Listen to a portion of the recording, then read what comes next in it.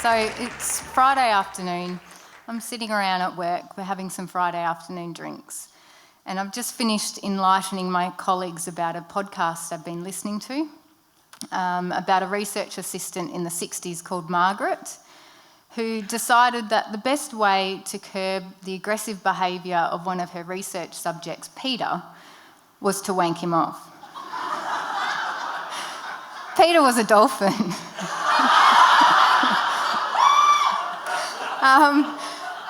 And so after we all finished laughing and regained our composure, there was a bit of an awkward silence in the room. And so Jessie, trying to break the awkward silence, was like, "So, Sam, do you have any more animal masturbation stories to tell us?" And I guess at this point I should mention that I've only been at this workplace for a few months. And while most of my colleagues have backgrounds as teachers, I had a very different background as an animal scientist. And so while Jessie may have thought he was asking a rhetorical question, I announced to all my new colleagues, "Oh yeah, actually, there was this time at uni where we had to wank a sheep."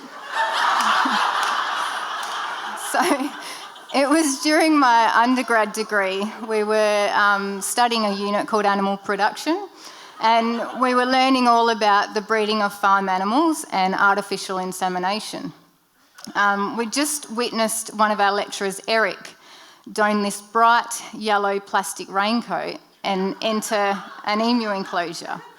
Now, it wasn't raining, so one of my fellow students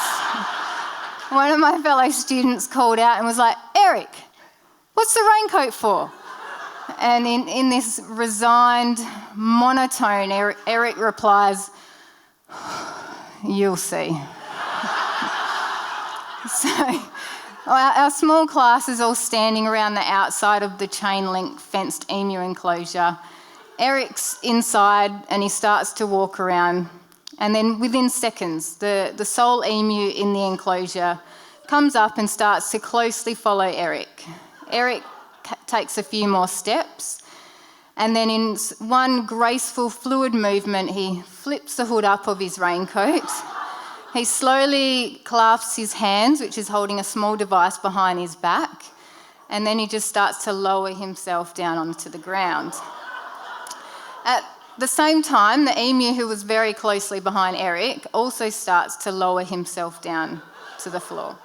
So that basically the emu's chest is resting on Eric's back. And then with sudden, unexpected ferocity, we see the beak of the emu dart down 1, 2, 3, and just savagely peck the back of Eric's neck, which luckily is being protected by the hood of the bright yellow plastic raincoat.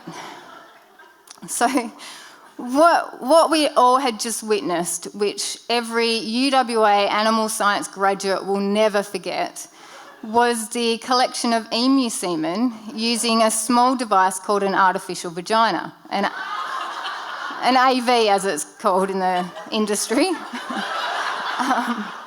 And so after this very graphic demonstration of the use of the AV in emus, in small groups, us young uni students had to practice our own semen collecting skills and use the AV in rams. And so the AV, it's not a fancy device. It's essentially a cylindrical dual-walled rubber sleeve about the length of a sausage. It has an opening at one end about the width of a Lebanese cucumber. And you fill the rubber sleeve with lukewarm water. And so it basically resembles a cylindrical, warm, squishy, water balloon type male sex toy.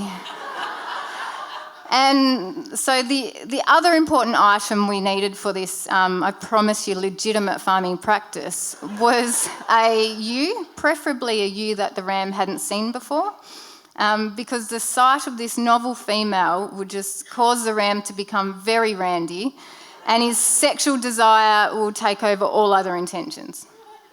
Unfortunately for the ewe, she's essentially used as live porn.